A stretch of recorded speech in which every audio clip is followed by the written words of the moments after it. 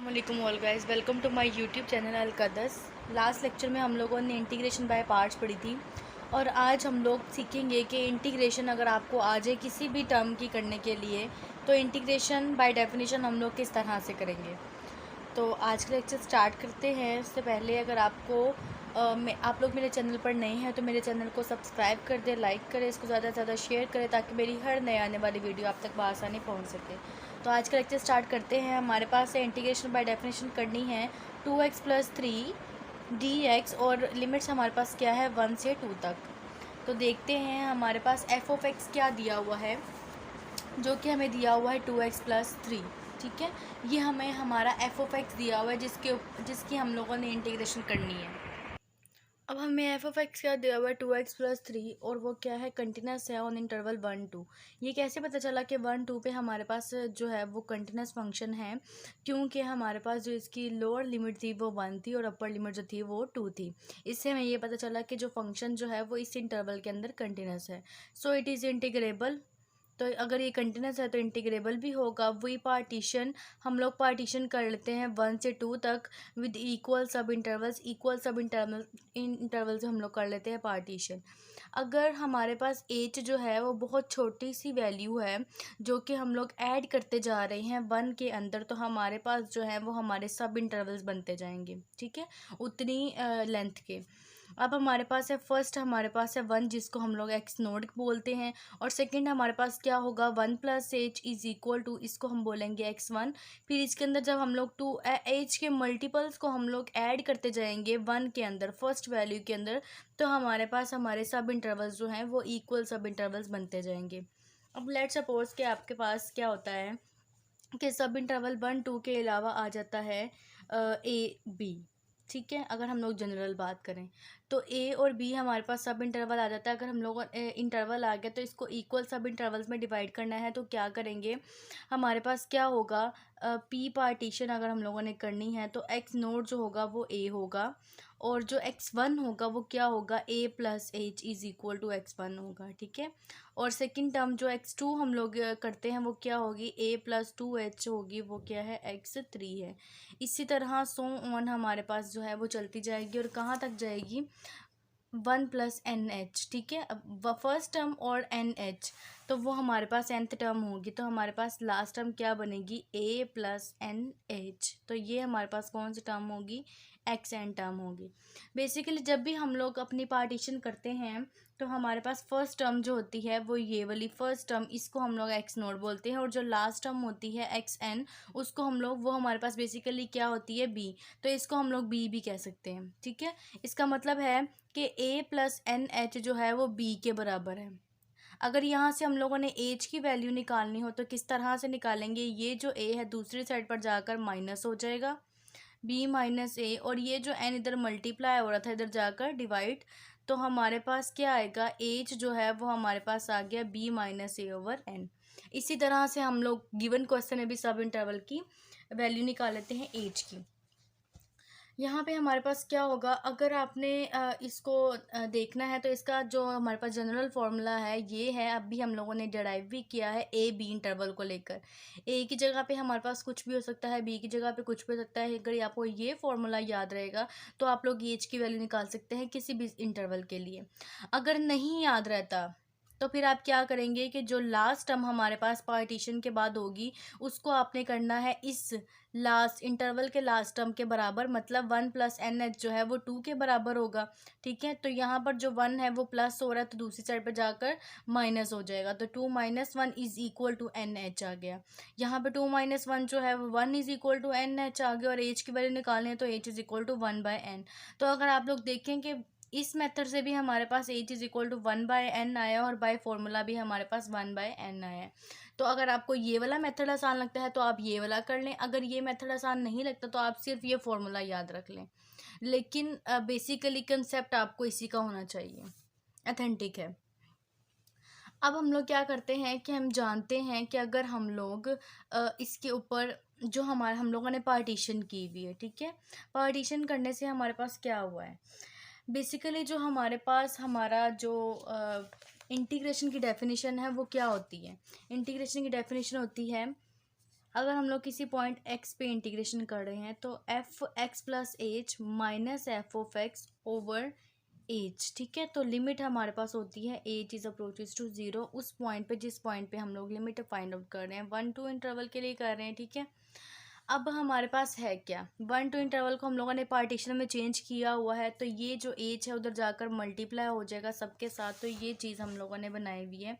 अगर हम लोग इसके जो हम लोगों ने पार्टीशन की हुई है, इन सब पार्टीशन के ऊपर एफ फंक्शन अप्लाई कर दे और उसके साथ एज को मल्टीप्लाई कर दे और लिमिट लगा दे, तो हमारे पास हमारी इंटीग्रेशन की डेफिनेशन होती है ये, ठीक है।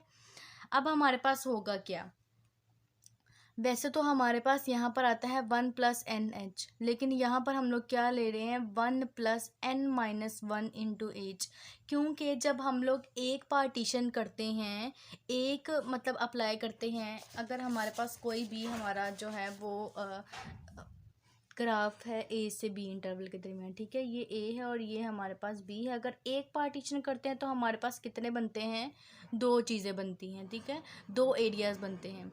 अगर हम लोग दो पार्टीशन कर लेते हैं, ठीक है, ये ए है ये बी है, ये दो पार्टीशन की मैंने, इससे हमारे पास कितने एरिया बने, 3 बने।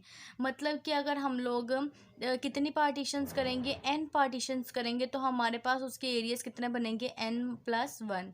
और अगर हम लोग n-1 पार्टीशन करेंगे तो हमारे पास एरियाज कितने बनेंगे, n। तो हम लोगों ने पार्टीशन जो f अप्लाई करना है वो n-1 तक करेंगे ताकि हमारे पास n पार्टीशंस बन जाए, n एरियाज बन जाए। तो अब हम लोगों ने क्या किया है कि जो एज से मल्टीप्लाई किया है f(1) को भी, 1+h को भी, 1+2h, और यहाँ पर हमारे पास क्या होगा 1+n-1h, ठीक है, और एज को सबके साथ मल्टीप्लाई किया और लिमिट अप्लाई कर दी है। अब हम लोग क्या करते हैं कि कैपिटल एफ ऑफ एक्स हमारे पास बेसिकली क्या होता है, हम लोगों ने देखा था कि अगर हम लोग कैपिटल एफ ऑफ एक्स अगर इसकी इंटीग्रेशन करें, इसकी डेरिवेटिव ले, तो हमारे पास वो हमारा स्मॉल एफ ऑफ एक्स आना चाहिए।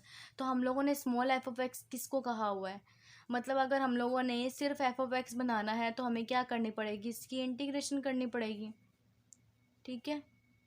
अगर हम लोग इसकी इंटीग्रेशन करेंगे तो हमारे पास डेरिवेशन जो है वो इंटीग्रेशन साइन से कैंसिल हो जाती है और हमारे पास क्या बनेगा, एफ ऑफ एक्स। मतलब कैपिटल एफ ऑफ एक्स हमारे पास क्या होगा, जो भी हमारे पास स्मॉल एफ ऑफ एक्स था, स्मॉल एफ ऑफ एक्स हमारे पास क्या था, 2x+3। अगर हम लोग इसकी इंटीग्रेशन कर लें जो कि होती है 2x² / 2 + 3x, ठीक है, ये 2 से कैंसिल, तो हमारे पास आ गया x² + 3x। ये हमारे पास आया है हमारा कैपिटल एफ ऑफ एक्स इस मेथड से, ठीक है। तो ये देख लीजिएगा, तो हमारे पास है G capital F of x जो है वो x² के बराबर है। अब दोबारा इसका डेरिवेटिव लेंगे तो हमारे पास हमारा small f of x function ही आना चाहिए, ठीक है। अगर हम लोग इसके ऊपर डेफिनेशन अप्लाई कर दें किसकी, वो जो हमारे पास डिफ्रेंसिएशन की डेफिनेशन होती है जो भी हम लोगों ने डिस्कस की थी, limit h is approaches to zero, f of x plus h minus f of x over h, ठीक है, इज इक्वल टू जो भी हमारे पास हमारा एफ ऑफ एक्स होगा वो हम लोगों ने लिख दिया है। बेसिकली डेफिनेशन किसके अप्लाई की है, capital F dash of x, ठीक है, इसीलिए हम लोगों ने यहाँ पर कैपिटल एफ लिखा है। अब यहाँ पर हम लोग क्या करेंगे, बारी बारी पहले x को 1 पुट करेंगे, फिर 1+h पुट करेंगे, फिर 1+2h, फिर 1+3h, इसी तरह सो ऑन 1+n-1h तक पुट करेंगे, ठीक है। तो हमारे पास क्या आएगा, जब x को 1 पुट करेंगे तो हमारे पास आएगा f of 1+h minus f of 1 over h, ठीक है। तो फर्स्ट पे हमारे पास ये आएगा और यहाँ पर हमारे पास क्या आएगा, स्मॉल एफ ऑफ 1। बेसिकली ये हमारे पास स्मॉल एफ ऑफ एक्स है ना, तो यहाँ पर अभी हम लोग वैल्यू नहीं पुट कर रहे हैं, अभी हम लोग इसको स्मॉल एफ ऑफ 1 कह रहे हैं, ठीक है।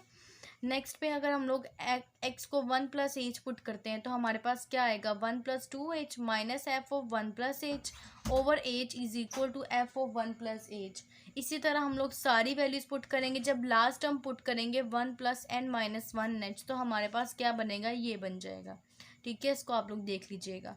अब क्या करना है कि जो हमारे पास एच यहाँ पर डिवाइड हो रहा था वो दूसरी साइड पर लेकर जाकर मल्टीप्लाई कर देंगे, तो हमारे पास हमारी ये वाली डेफिनेशन बन जाएगी, ठीक है, ये वाली डेफिनेशन बन जाएगी। देखते हैं इसको क्या किया है। यहाँ से हम लोगों ने एच जो है इधर जो मल्टीप्लाई हो रहा था, डिवाइड हो रहा था सॉरी, उसको दूसरी साइड पर जाकर मल्टीप्लाई किया है और सारी टर्म्स को हम लोगों ने ऐड कर दिया है। चलें करके देखते हैं हमारे पास क्या आएगा। देखें ये हमारे पास था जब हम लोगों ने एफ ऑफ एक्स की वैल्यूज़ पुट की थी 1 प्लस एच 1 + 2h, तो हमारे पास ये चीज़ आई थी। अगर हम लोग इन सारी इक्वेशंस को आपस में ऐड कर लें तो हमारे पास क्या होगा वो देखते हैं। करना क्या है कि हम लोगों ने इन सब इक्वेशंस को ऐड करना है। चलें करके देखते हैं। फर्स्ट टर्म जब हम लोगों ने एफ ऑफ 1 को पुट किया था, x = 1 पुट किया, तो हमारे पास क्या आया था, limit h is approaches to 0 f of 1 + h minus f of 1 over h is equal to f of 1। ठीक है, जब हम लोगों ने सेकेंड वैल्यू पुट की थी तो हमारे पास क्या आया था, limit h is approaches to 0 f of 1 + 2h minus f of 1 + h over h is equal to f of 1 + h। ठीक है, अब सो ऑन। अब हम लोग सिर्फ nth टर्म पुट करें तो हमारे पास क्या आएगा, limit h is approaches to 0 f of 1 + nh minus f of 1 + n - 1h over h is equal to small f of 1 + n - 1h। ठीक है, ये चीज़ हम लोगों ने लिख ली है। अब क्या करना है कि इन सब इक्वेशंस को आपस में इकट्ठा कर देना, राइट हैंड साइड को राइट हैंड साइड में और लेफ्ट हैंड साइड को लेफ्ट हैंड साइड में। अगर हम लोग लेफ्ट हैंड साइड की बात करें तो हमारे पास क्या होगा, सब में से लिमिट जो है वो कॉमन आ जाएगा, बाहर लिख लेते हैं। सबके डिनोमिनेटर में एच है तो 1/h भी बाहर लिख लेते हैं। अब अंदर क्या रहेगा, F of 1 + h minus f of 1। ठीक है, ये चीज़ आ गई। फिर सेकेंड ये चीज़ plus f of 1 + 2h minus f of 1 + h। ठीक है, plus so on plus f of 1 + nh minus f of 1 + n - 1h। ठीक है, तो ये हमारे पास किसके बराबर आएगा, इसकी राइट हैंड साइड को भी लिख लेते हैं, f of 1 plus f of 1 + h plus up to so on f of 1 + n - 1h। ठीक है, ये चीज़ हमारे पास आ गई। अब क्या करेंगे, अब आप लोग अगर गौर से देखें तो यहाँ पर ये प्लस का 1 + h है, ये माइनस का 1 + h है। अगर हम लोग अगले वाली टर्म्स लिखते तो इसकी माइनस वाली टर्म भी हमारे पास थर्ड टर्म में बन जाती, और इसकी जो ये जो माइनस वाली टर्म है, इसकी जो माइनस वाली टर्म है ये पिछले में बन जाती। ठीक है, प्लस वाली टर्म में तो ये भी हमारे पास कैंसिल हो जाती, तो बाकी हमारे पास ये दोनों चीज़ें बच जाती जो कि हम लोगों ने अपने क्वेश्चन में लिखी हुई थी ये। ठीक है, जो हम लोगों ने लिमिट लिया हुआ था बाहर, 1/h लिया हुआ था, 1 f of 1 + nh minus f of 1 over h। ठीक है, ये चीज़ आपको पता चलेगी कैसे आ गई है। अब क्या है, इस साइड पर हम लोगों ने जो मैंने आपको सम करके दिखाया था राइट हैंड साइड, वो भी आपको पता चल गई हो गई। अब यहाँ पर बेसिकली बात क्या है, 1 + n h हम लोगों ने कहा था कि हमारी पार्टीशन में जो है वो उस किसके बराबर है, 2 के बराबर है।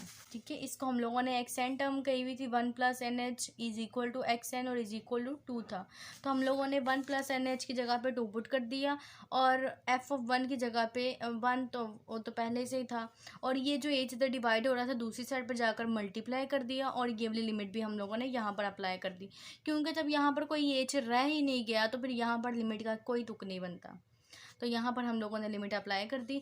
अब ये जो डेफिनेशन है इसको हम लोगों ने किसके इक्वल कहा था पिछले क्वेश्चन में, ये देखिए पिछले पेज पे हम लोगों ने इस पूरी चीज़ को किसके इक्वल कहा होता है, इंटीग्रेशन 1/1 to 2x + 3 × dx। इसकी जगह पे हम लोगों ने ये पुट कर दिया है।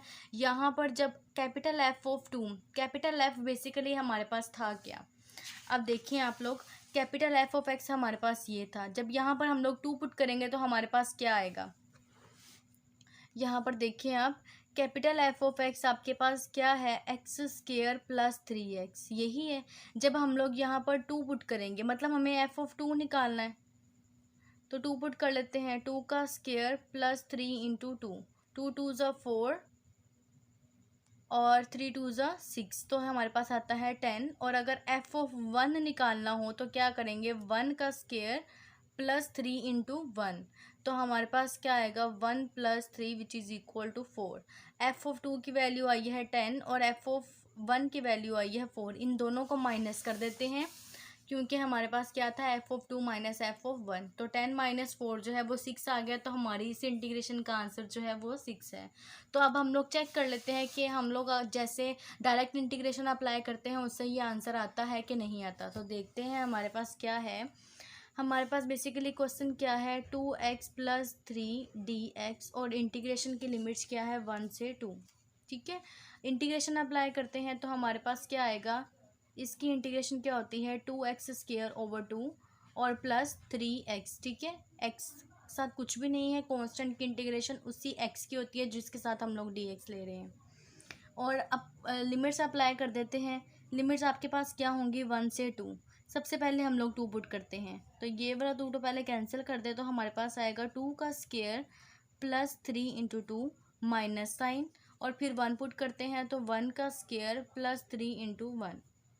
ठीक है, अब 2 2 ज़ा 4 +3 2 ज़ा 6 -1, और ये जब माइनस इससे तो मल्टीप्लाई होगा तो -3, तो ये -4 हो गया, और ये जो है इससे कैंसिल हो गया, तो हमारे पास आंसर आ गया 6। मतलब अगर हम लोग डायरेक्ट इंटीग्रेशन करें तो उसका आंसर भी 6 आ रहा है, और अगर हम लोग बाय डेफिनेशन इंटीग्रेशन करें तो उसका आंसर भी हमारे पास 6 आए हैं। इसलिए मैंने ज़्यादा टाइम इसलिए लगाया है कि अगर आपको कोई भी क्वेश्चन आ जाए तो आपने इसी मेथड से एज इट इज़ सॉल्व करना है। ठीक है, तो आपके लिए एक एक्सरसाइज है sin x dx a से b। मैं आपको इसका सोल्यूशन जो है वो शो करवा देती हूँ ताकि आप लोग इजीली जो है, पहले आप लोगों को फर्स्ट प्रायोरिटी ये होनी चाहिए कि आपने खुद इसको सॉल्व करना है। ठीक है, अगर कुछ मिस्टेक हो जाए या ना सॉल्व हो तो फिर आपने यहाँ से देखना शुरू करना है, फिर यहाँ से देखकर आपने करना है कि आपकी कौन सी मिस्टेक हुई है। ठीक है, तो ये क्वेश्चन है। नेक्स्ट हम लोग टॉपिक जो है स्टार्ट करेंगे